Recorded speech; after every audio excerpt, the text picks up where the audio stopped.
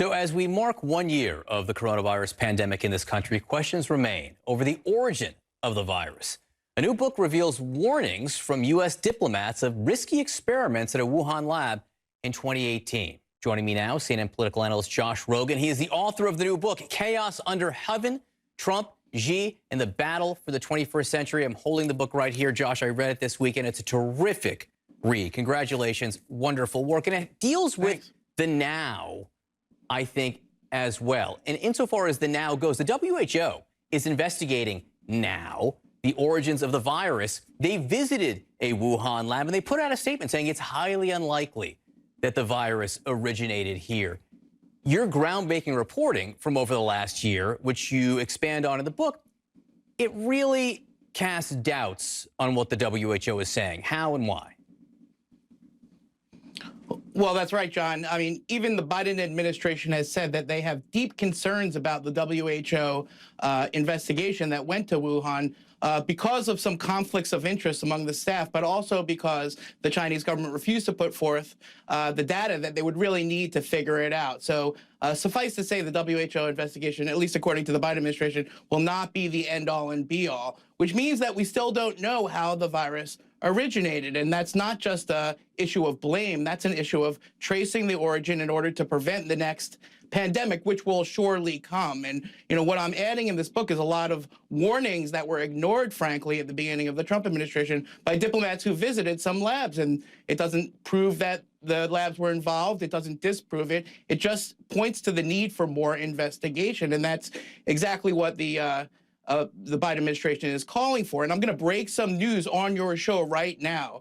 I'm going to have an article later today in the Washington Post that will report that the Biden administration is actually not disputing some of the Trump administration's claims about this very lab, namely that the researchers there got sick in November 2017 with COVID-like symptoms and that they were involved in some undisclosed research with the Chinese government and the Chinese military. These are some of the claims that the Trump administration made. And while the Biden administration is not endorsing any theory about the origin, they don't know, you don't know, I don't know how this thing started, they are saying that some of the information about the lab that the Trump administration put forward is accurate from U.S. intelligence community sources, and we need more information. We need more investigation. Let's just talk then about a little bit more about the undisputed facts then. The Biden administration not disputing there was a lab in Wuhan where the Trump administration said there was an accident there.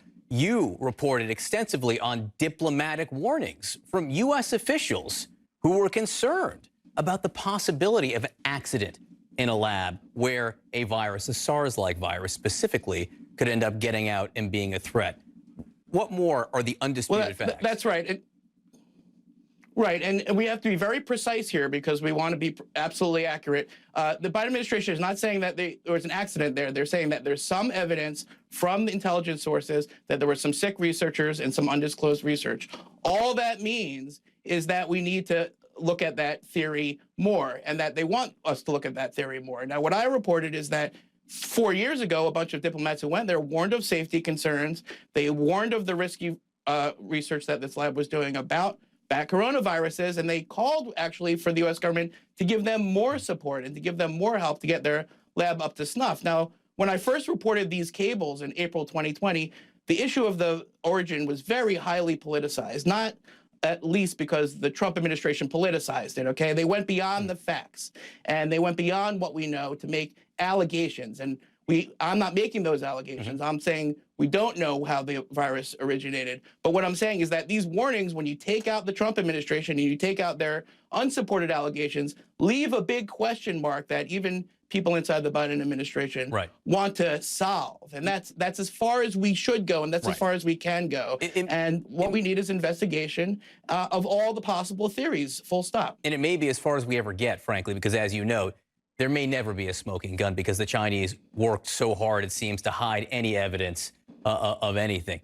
I want to flip this all on its head because you talked about the beginnings of the virus in the United States. And there was a statement, and you write about this in your book, when President Trump, in the early days of when he was finding out about this, talked about what he thought would happen with the virus in the coming weeks and months. Listen. Now, the virus that we're talking about having to do, you know, a lot of people think that goes away in April with the heat, as the heat comes in. Typically, that will go away in April. We're in great shape, though. Now, who did he mean by a lot of people at that point? He actually meant someone very specific. Chinese President Xi Jinping told the President of the United States, Donald Trump, in 2 specific phone calls in February and March that the virus would go away when it got warmer, that they had it under control, that herbal medicine worked to heal it, and lots of other lies, okay? And we don't know if President Trump believed that or just wanted to believe it or was repeating it because he felt at that moment it was in his interest. But these lies became part of what was going on inside the president's head and therefore what came out of his mouth. And it was mixed with a lot of other things that he was getting from a lot of other conflicting sources, like his own health experts and his own national security experts. And can you imagine what it must have been like for them as they're hearing that the president of China is giving the president of the United States bad information? And that garble is why we saw such a garbled response by our government, which exacerbated the suffering, delayed the response, and inevitably caused much more sickness and death than otherwise would have been necessary. We just got about 20 seconds left, Josh. But what was the reaction when people in the administration heard the president parroting the Chinese leader? They worked very hard to convince him that wasn't the case, and in some cases they succeeded, and in some cases they failed, and not all of them agreed too. His political advisors wanted Trump to play down the virus because they wanted the economy to stay good, because they were hoping it would all work out and he would get reelected.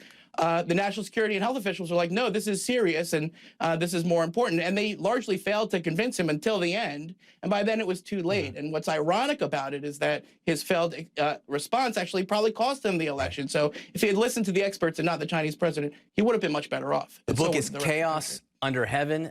Josh, is terrific. It really gets into the real challenge, the now more or less agreed upon challenge that China poses to the United States and what needs to be done going forward. So thank you so much for being with us. Terrific work. Thank you.